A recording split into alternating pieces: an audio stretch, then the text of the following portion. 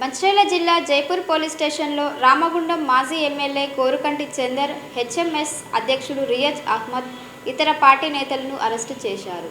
పెద్దపల్లిలో సీఎం రేవంత్ రెడ్డి పర్యటన నేపథ్యంలో ప్రజాప్రతినిధుల్ని అరెస్టు చేయడం అప్రజాస్వామికమని బీఆర్ఎస్ మాజీ ఎమ్మెల్యే కోరుకంటి చందర్ తీవ్రంగా ఖండించారు. కాంగ్రెస్ ప్రభుత్వం అధికారం చేపట్టి సంవత్సరం కావస్తున్న ఎన్నికల హామీల్ని పూర్తిగా ఎందుకు అమలు చేయలేదని ప్రశ్నించారు. కాంగ్రెస్ ఎన్నికల హామీల్ని నెరవేర్చాలని డిమాండ్ చేసినందుకు ఆక్రమణలు, అరెస్టులు చేశారని ఆరోపించారు. రాబోయే ఎన్నికల్లో ప్రజలందరూ కూడా కాంగ్రెస్ ప్రభుత్వాన్ని ప్రశ్నించే నాయకత్వాన్ని ఎన్నుకోవాలని మాజీ ఎమ్మెల్యే చందర్ సూచించారు.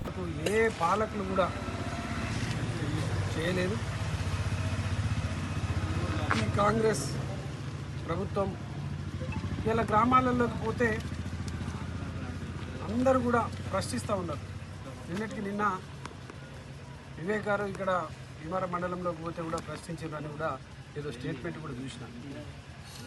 రేపు తప్పకుండా మేము ఈ సందర్భంగా ప్రజలకు పిలుపునిస్తూ ఉన్నాం.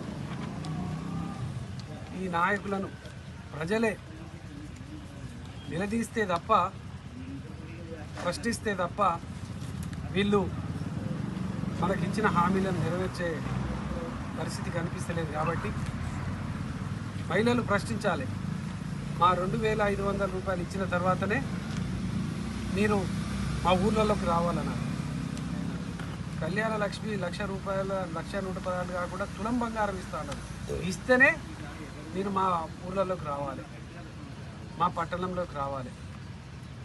వృద్ధులు కూడా 4,000 రూపాయలు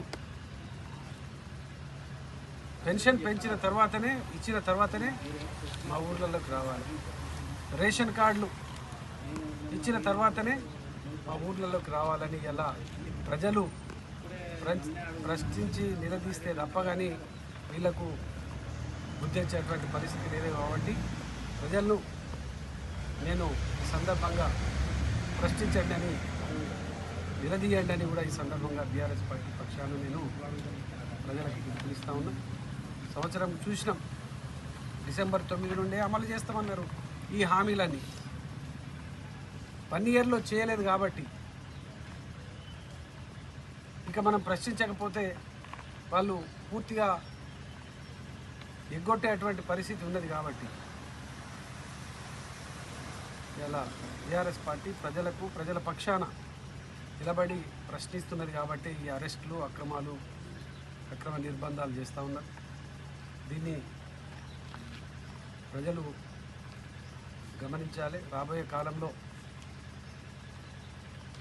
ఈ కాంగ్రెస్ పార్టీని నిలదీసి ప్రశ్నించేటువంటి నాయకత్వాన్ని ఎన్నుకోవాలని కూడా నేను ప్రజలకు కోరుతున్నాను.